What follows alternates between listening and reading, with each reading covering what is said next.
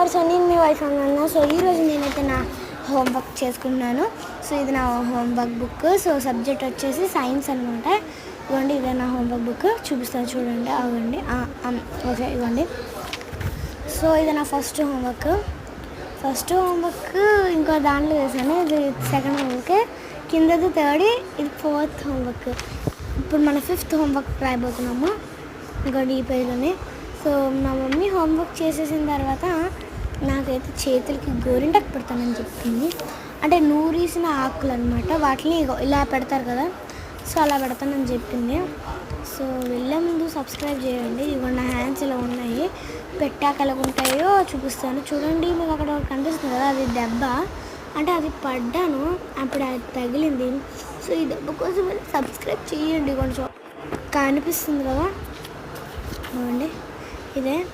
So please subscribe చేయండి కనీసం దీనికోసమైనా. ఇంకోటి ఏంటంటే, అంటే బ్యాండేజ్ వేసాము, అది పోయింది, చిరిగింది అది. ఇంకోటి లేదు, మళ్ళీ ఏం రాసామంటే ఏదో అంటారే, ఏదో గుర్తు రావట్లేదు, ఒక క్రీమ్ లాంటిది రాసాము.